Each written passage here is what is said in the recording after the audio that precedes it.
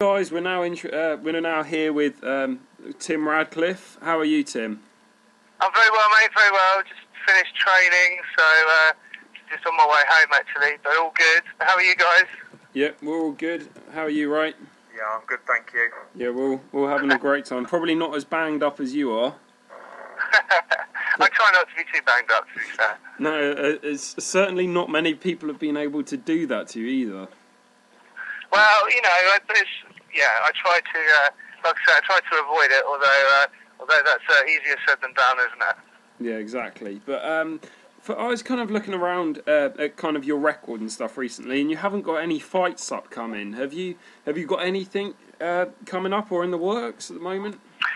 Well, I've had a bit of a hiatus really, just because I had a little girl who's 11 weeks old, and she's kind of she's sort of taken over my life a little bit, and it's been a little bit harder to kind of to get training and stuff. So I purposefully took a little bit of time out and didn't put anything in the diary, just in case I couldn't really commit to it. So she's kind of getting bedded in now, and I'm starting to get a routine back into kind of day-to-day life, and I'm starting to get back to training more regularly. So I'm hoping that maybe summertime will be good. So I've been chatting to my manager Wad about getting back in the mix soon, and you know, I'm still signed to Bama, Yeah. so you know, hopefully, I think they've got another show, maybe Wembley, summertime, June, maybe, hopefully. So you never know. Well, first of all, we've got to say congratulations on your child. Thank you, mate. Thank you. It's all right. Is there a name for her? Florence. That's a nice name. I know. It's not a bad name. It's grandmother's name, so I avoided any complication over family discussing what name it should be. Fair enough. Is that from your side, the family, or hers? Luckily from both, actually, so that was really quite convenient. That fits perfectly then. But yeah, doesn't it? You just said you're contracted to Bama, which is quite weird considering you're the current... I guess you are still the current UCMMA lightweight champion, aren't you? Yes. Although I won that back in February last year, and so I signed to Bama last summer, and I was supposed to fight Escudero back in August, and that fell through. And then I couldn't get a fight in December with them, and then after that I kind of said I'm not fighting until I've got my little girl out of the way, you know, get that part of my life sorted. So that meant that I've kind of gone for quite some time without a scrap even with Bama. But yeah, I mean, it hasn't seemed to have impacted on the Ultimate Challenge thing so far. No. Well, yeah, I remember seeing the posters for you versus Ephraim, and I thought that'd be a great fight, but for some reason I didn't see it happening, because of course Bama seems to be, if Tom Kong Watson's not on the card, then nobody's on the card.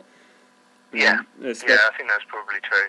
And that seemed to happen with Nate Marquardt as well, and they decided to lose his contract. But no, it's fantastic getting you on the show. And kind of going over your record, you've definitely proven you're a jiu-jitsu guy.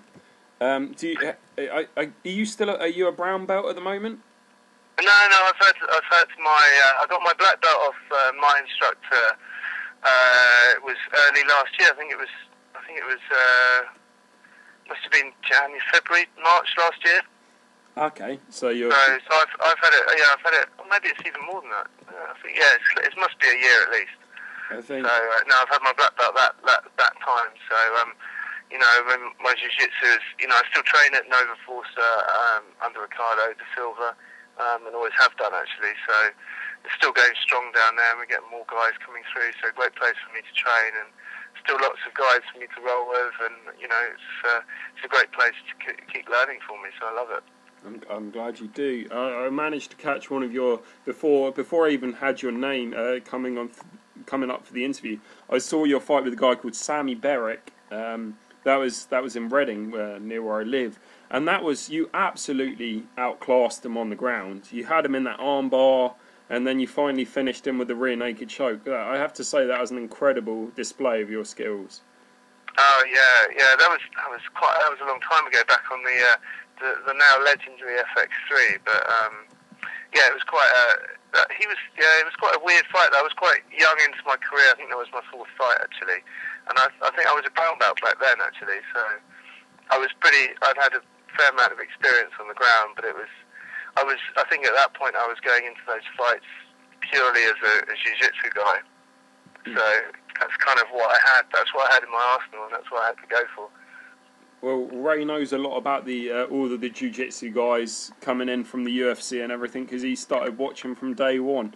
So, Ray, do you have any questions? Yeah, just looking back, I'd like to, obviously, it's always interesting to find out what your views are on your career, and also what got you into the sport. So my first question really is, what got you into MMA? What made you want to go and be part of, obviously, of this great sport?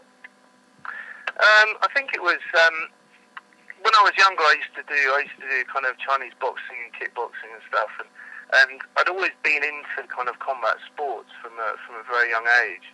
And I remember just a friend of mine just said, "Oh, I've heard about this. There's this new sport. It's kind of grappling, and the guys roll around on the floor and stuff." And he was like, "It's really good." And I was like, "I don't know what you're talking about."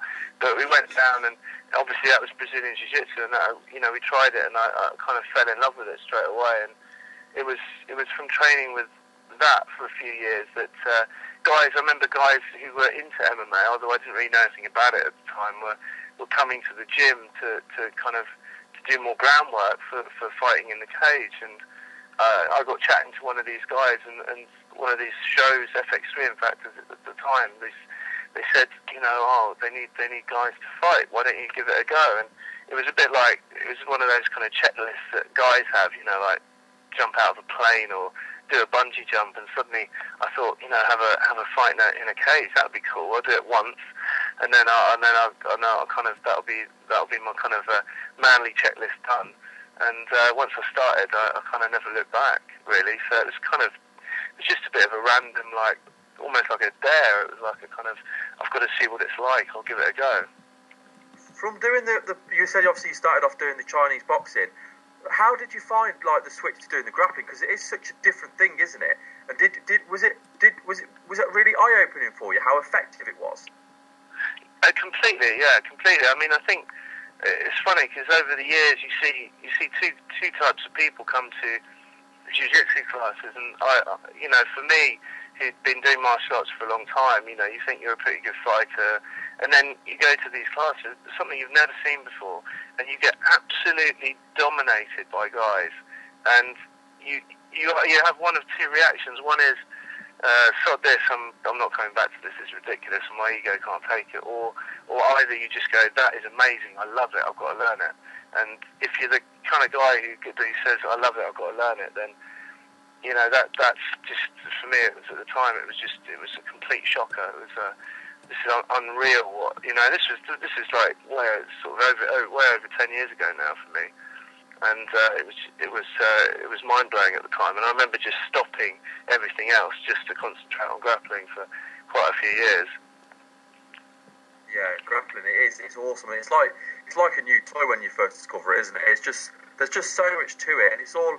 All the leverage and all of that. It's things you just never imagined would work, but obviously they do. They're very, very effective.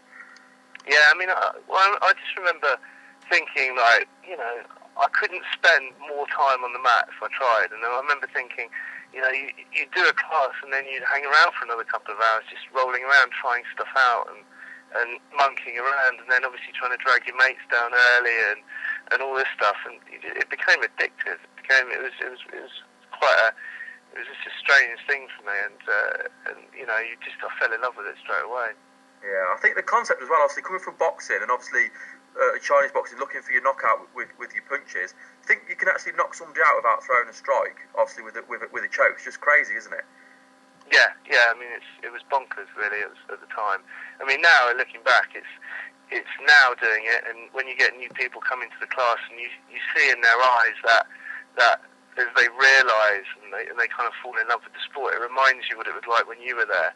and you kind of relive that little bit of passion as you get all the new guys coming into the club and learning to love it themselves. So it's kind of that's one of the good things about it. You kind of see it in other people now as well.